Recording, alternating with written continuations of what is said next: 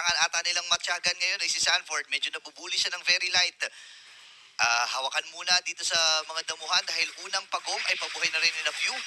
Pero sisimulan natin ni JP. Post from Sanji. Baba kagad ang buhay ni Yue. Magandang balita para sa'yo. Liquid ha? Insane mid Pryo pero ganda rin ang response ng Aurora Gaming. Pero nila yung pagong. Napatay si Edward. Look at the back siya. Demonkind is still Lagi natin nakikita ang bawasan. Sa itaas si Oheb ang nangyayari. Ngayon, hawakan na rin ng Aurora Gaming. Black Dragon form ay ilalabas na rin dito ni Edward. Edward. Kung may nakuha na kagad ng malaya. Pero mamamatay pa ata itong si Oheb. Nagamit yung kanyang pesos pero hindi magiging sapat. Demon Kai to the rescue. At 5 membro mula sa Aurora. Tingnan mo parang kung babasahin natin yung mapa, parang lamang na lamang ang Aurora. Pero Team Liquid pa rin ang humahawak no? Yeah. Remember, may scaling factor itong composition ng Team Liquid. They're playing for the late game. And one thing na commentable sa laro nila is sobrang commitment. Sobrang committed ng Team Liquid sa kanilang game style. And now, Demonkind has to go in up the Tortoise Boy Suns. Pero nato yung submission. Oh, Tech Charge! Wala kayong line. Tinamanit si Cartesi and the wall blocks him. Buti na lang natin siya sa kabilang side. Pero si JP, mababa na kanyang HP pero nakuha na ng Aurora Gaming Philippines. Kalamangan dito sa Aurora. Bahagya lang naman to, 200, 500. Pero sabi ng CL, try kaya natin sa ibabang bahagi na masipa na rin. Ngayon, si Light ay to the rescue na. Aabot nga ba siya? Nandun yung flicker. And this time ay naharangan itong si Ohem. Para bang nakikipagpalitan ng mukha sa TL. Sanford, pinagpapa pa rin. Ito, sino mo naman yung post pre? Napaka-hapti, kalahati kagad yung dalawa sa middle. Papanahin lang ata ni Curl yung top lane. Pinana niya lang. Slow push lang. Okay. Hindi siya pakita. Okay.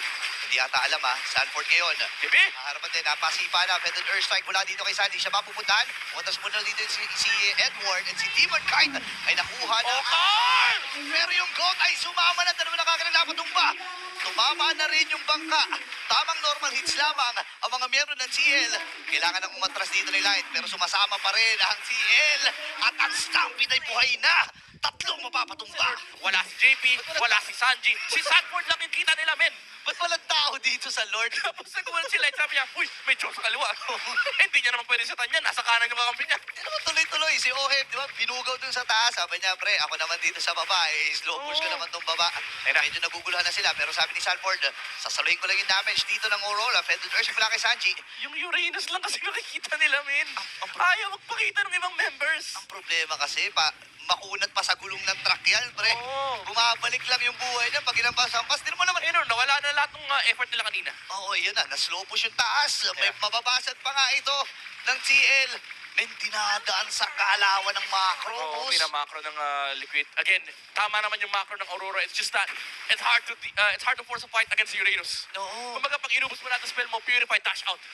Tapos 5 seconds later, full HP na naman siya. Ang hirap na ito. Si JP sa likod, Uy, kita si Carl. Hindi ba sila? Nasa likuran si JP. Oy! Kita na sila dito 14K yung Edward. Ano yung Black Dragon form na nagamit? Petrify, nabitawan dito kay Carl. Umatras siya dito habang sinasalang. Petrify siya yung nagamit na rin ni Sanji. At si Edward ay namatay. Carlito makakuha ng Lord. Kailangan natin mag-atras. Hindi, sabi ng Aurora, ilaban na natin. Nakuha na si Dominic na isang kill. At si Light ay mamamaalam din sa kamay ni Sanji. Dalawa para kay Dominic. Dalawa na lang ang natitira para sa Aurora. Ayun sabi nila, guys, papunta yung back siya. Wala magpapakita rin sa alert na to. And kung ikaw yung Aurora, man, mapapaliw ka kasi yung lineup mo, hindi kayang i-burst yung Lord. At alam ng Team Liquid yun. Kaya, alam mo yun, confident ka na, wala magpapakita sa Lord. Kahit si JP lang dyan. Vision lang, hindi nila ma-burst yan. Okay, sa taas sa itaas na naman, si Oheb. Hindi lang ide YSS. Push.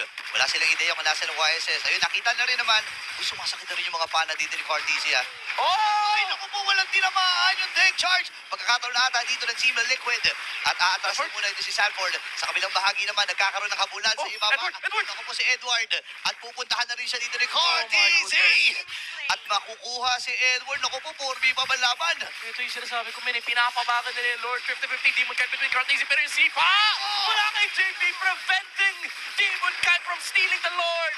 Napakagandang huli, sana malaki na, pero napatayin nila si Sanford ng numero sa Sky Pierce. Cartesi, however, tutumba rin. Aurora, they wanna fight back. Kung hindi natin makukuha yung Lord, kunin natin yung Liquid. Vengeance, but shutdown is there. Farsa, eto na. Yung hinihintay ng Aurora, wala yung makukulit na Farsa, wala na siyang Purify, wala ring Flicker si JP. This should be an easy Lord for Aurora. But Team Liquid, they're still gonna try. Sanford, nagbibigay siya ng vision din sa Lord Pit laban sa Aurora. Cartesi to, Ayan na. Maharap ng flank play with the YSS. He's gonna have retry in 3 seconds. JB. Andito siya sa Lord Pit. Hindi nila kita yung YSS, men. Wala. Ang layo na ba siya? Oh, ngayon kita na nila. Ayan na, nagpakita na ha. 50, kick. Hawak-hawak, sakto yung lock-up. Kick! At Oh! Kite ang magwawagi sa Lord. Tuloy-tuloy na ang pagbaril dito ni Domeng Kite. Ngayon si JP may ipit sa tatlo. Shulpo na lang. Sabay tapak ng Cyclone Eye. Pero maghahabol pa rin dito. Kung nandito na sa team lead, parang delikado ata to ah. Golden opportunity for Aurora to take that Lord. Even though the force was there, the kick was there. Yung tech charge ni Lightman, napigilan si Cartezy. Lumipad yung Yison Shin. And now, there's a Lord marching in at the middle lane. Aurora, they can actually push the base. Wala si OM. Si Sanford at si Sanji na lang ang dead defense sa Team Liquid. Losing that team fight. Hindi nila makat yung wave. Sinabol nila yung Farsa. May cannon pang natitira. Can Sanford defend? The CC immunity is not enough as Aurora exacts revenge.